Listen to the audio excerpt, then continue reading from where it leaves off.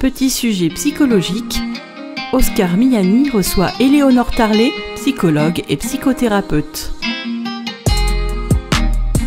Bienvenue pour notre nouvelle émission de Petit sujet psychologique et nous sommes en compagnie d'Éléonore Tarlet. Bonjour. Bonjour Oscar. Bienvenue à ce micro. Merci. Je rappelle que vous êtes psychologue et psychothérapeute et aujourd'hui dans le cadre de notre mini-série sur les maladies psychosomatiques, vous allez nous parler du cerveau et notamment celui des enfants au regard de leur environnement. Alors, est-ce que vous pouvez nous aider à bien comprendre de quoi il s'agit et de quoi on va parler ? Voilà, alors les chroniques précédentes, je parlais du lien corps-esprit, donc on a mis sous le chapeau psychosomatique. Là, je vais parler du lien environnement-développement du cerveau, environnement, contexte de développement de l'enfant. Alors, je vais vous citer une image que j'ai un peu piquée au professeur Cyril Tarquinio. Vous pouvez aller regarder sa vidéo d'ailleurs du congrès qui est sur le YouTube Association EMDR France et qui s'appelle « Réparer nos vies brisées après le EMDR ». Il prend l'image de notre cerveau qui serait comme une voiture. Dans une voiture, vous avez un accélérateur, vous avez un frein.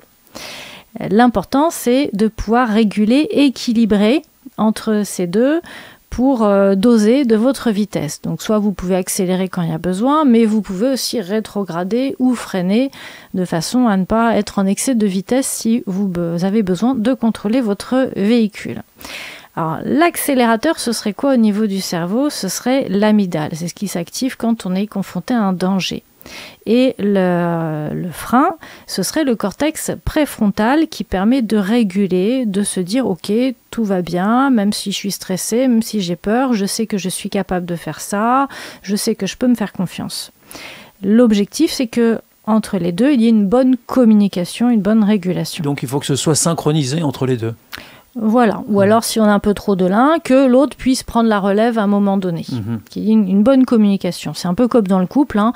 Vous communiquez, on n'est pas synchrone tout le temps, mais on essaye le plus possible d'être raccord ou de se réaligner régulièrement. Évidemment, on peut rentrer dans des problématiques où il y aurait trop de l'un ou trop de l'autre. Et qu'est-ce que ça donne ? Alors, s'il y a trop d'accélérateurs, donc trop de peur, trop de stress, ça peut donner des hyper-anxiétés, ça peut donner des phobies, donc qui nous font ensuite éviter les situations. Et si on a trop de préfrontal, je vais citer mon ami et votre intervenant aussi, le docteur Jean-Luc Saladin, qui dit « les TOC ». C'est trop de préfrontal.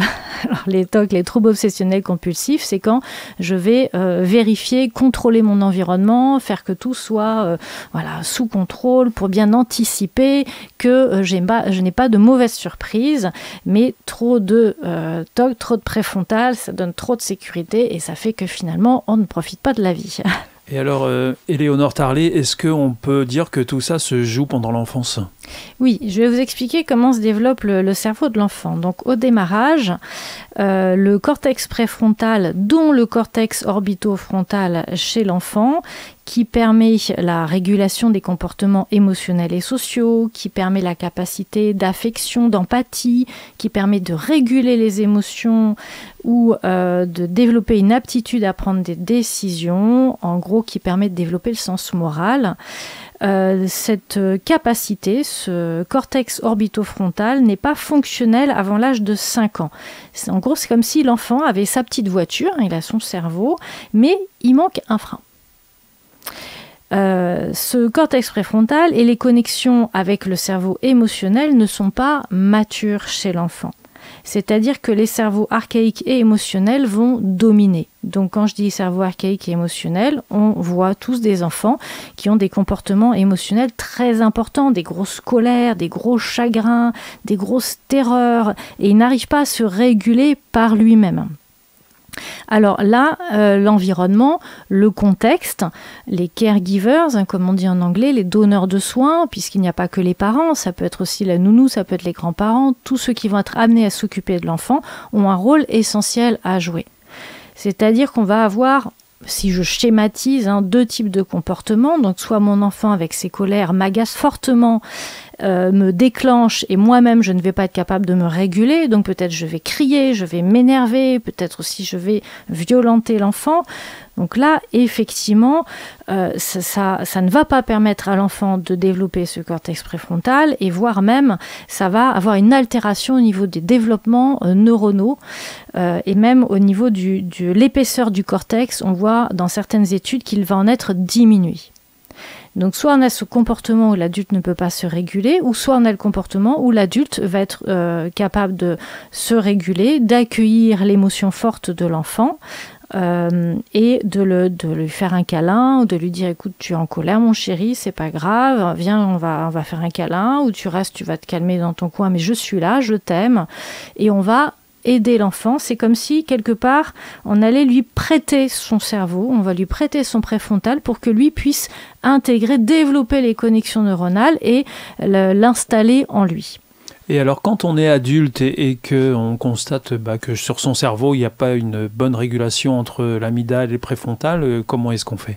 Alors, on peut aller consulter et se réparer grâce à l'EMDR. Donc, je rappelle, c'est un sigle anglophone qui veut dire Eye Movement Desensitization Reprocessing, qui est vraiment une thérapie extrêmement efficace. Les études scientifiques ont montré que ça permettait cette neuroplasticité, cette intégration moléculaire et chimique.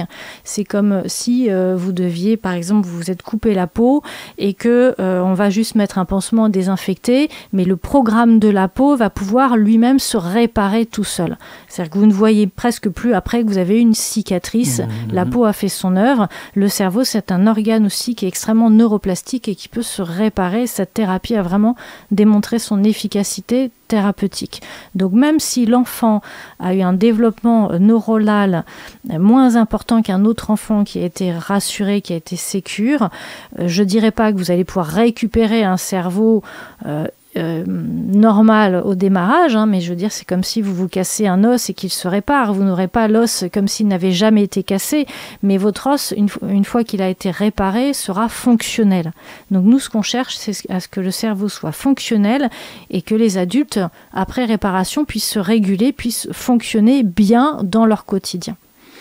Bien voilà, merci Éléonore Tarlet de terminer sur une bonne note en tout cas. C'était un petit sujet psychologique et vous nous avez rappelé à l'occasion qu'un cerveau peut se réparer au même titre qu'une autre partie du corps. Voilà. Tout à fait. Merci beaucoup. Merci à vous. À très vite. Au revoir. À bientôt. Au revoir. Au revoir.